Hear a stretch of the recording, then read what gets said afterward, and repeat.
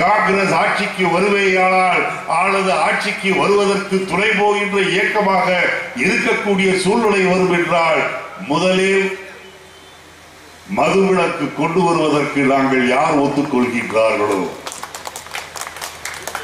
லஞ்ச லாவண்ய ஆட்சி இல்லாமல் நடத்துவோம் என்ற உறுதியை யார் தருகின்றார்களோ, ஏழைகளை வதைக்க மாட்டோம், லஞ்சம் வாங்க மாட்டோம் என்று யார் சொல்கின்றார்களோ அவர்களோடுதான் எங்களுடைய நிலை அமையும், எங்கள் உறவு இருக்கும்.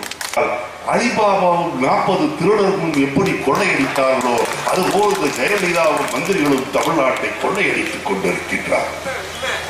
ஊழல் பட்டியலை நான் வெளியிட்டு 3 நாட்கள் ஆகின்றது.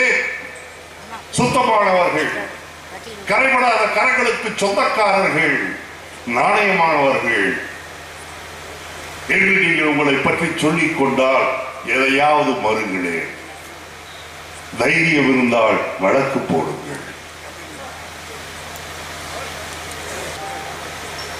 அது என்ன யானைகள் மீது அந்த அம்மையாருக்கு தனி அக்கறை, தனி பாசம் எனக்கு புரியவில்லை. ஒருவேளை உருவ ஒற்றுமையாக இருக்கக்கூடும்.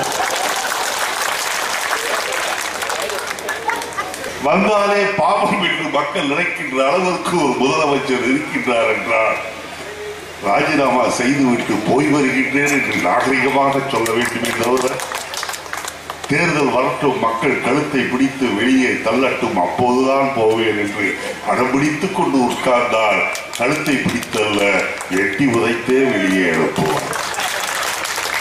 கொள்ளையடிப்பதிலே ஜெயலலிதா மன்னாதி மன்னி என்று சொன்னார், பொய் பேசுவதிலே மன்னாதி மன்னன் மோடி. என்னென்ன வாக்குறுதிகள் தந்தார் இந்த மோடி ஆட்சிக்கு வருவதற்கு முன்பு? 2 வருடமாக போகின்றது. தந்த வாக்குறுதிகளில் எதையாவது மோடி அவர்கள் நிறைவேற்றினார்களா என்று சொன்னார், இல்லை. காரணம், அவர் இந்தியாவில் இல்லை, எப்போதும் மறந்து கொண்டிருக்கின்றார்.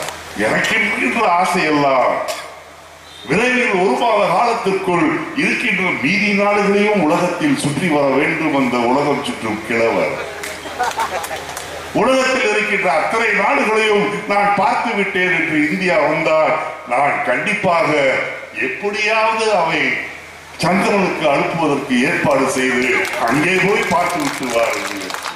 ஏனால் போனால் வர முடியாது. நாளை 5 வருடங்களுக்கு நாடாவது கொஞ்சம் உருப்படியாகும். இந்தியா என்ற பெருமை உலக அரங்கிலே இருந்த அந்த பெருமை இப்பொழுது குறைய ஆரம்பித்திருக்கின்றது.